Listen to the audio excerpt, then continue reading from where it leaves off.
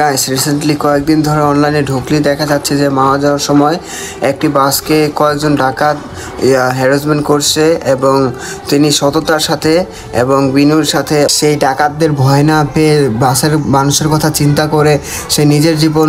বিপন্ন করে সেই বাসকে আবার পিছর দিকে ধাবিত করেছে এবং তিনি তা সাকসেসও হয়েছে, কারণ তারপর কোনো ডাকাত তাদেরকে ধরতে পারেনি এবং তিনি খুব সুন্দরভাবে তার বাসে থাকা যাত্রীগুলোকে নিরাপদ স্থানে চিহ্নিত করতে পেরেছে এবং এতে তার সততা এবং বিনয়ের অনেক বড় একটি প্রমাণ পেল যে তিনি কত নিজের জীবনকে বিপন্ন করে এবং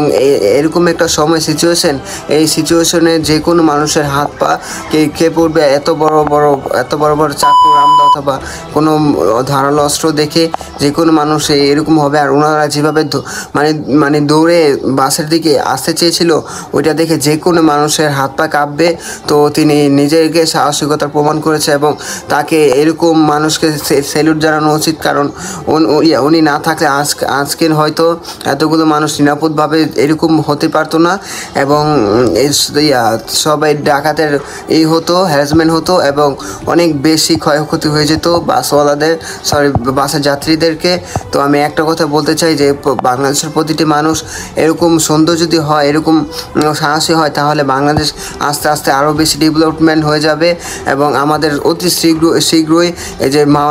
মাওয়া যাওয়ার সময় মাওয়া এক্সপ্রেস হাইওয়েতে সিকিউরিটি গার্ড অ্যালার্ট বেশি করে নিয়োগ করতে হবে, না হলে এরকম হরহামেশাই দেখতে পাচ্ছি আমরা যদি এরকম সাহসিকতা না দেখায় বাসওয়ালারা তাহলে ওই হ্যারাসমেন্টের শিকার হয় আর কোনো মানুষ দেখতেও পায় না এবং ওনার সাহসিকতার কারণে এতগুলো মানুষ আজকে বেঁচে বাড়িতে ফিরতে পেরেছে এবং বাংলাদেশ পুলিশ কর্তৃপক্ষের অনেক বেশি জোর দিয়ে দেখতে হবে, এটা না হলে এটা হরহামেশাই হতে থাকবে এবং মানুষের অনেক লক্ষ লক্ষ টাকা এবং নিজেরও অনেক বেশি ক্ষতিসাধন হতে হবে। তার জন্য এটা অনেক বেশি অ্যালার্ট হতে হবে, তাহলে কিছুটা সুরক্ষিত হতে পারবে জনগণ, কারণ এখানে প্রায় রাতের সময় অনেক বেশি বাস চলাচল করে। তো এরকম হ্যারাসমেন্টের শিকার না হতে হয় আর কোনো বাসওয়ালাদের, তার জন্য পুলিশ কর্তৃপক্ষের অনেক বেশি অ্যালার্ট থাকতে হবে এটা নিয়ে, আর অনেক বেশি গার্ড নিয়োগ করতে হবে এখান দিয়ে, তাহলে মানুষ সুরক্ষিত থাকবে।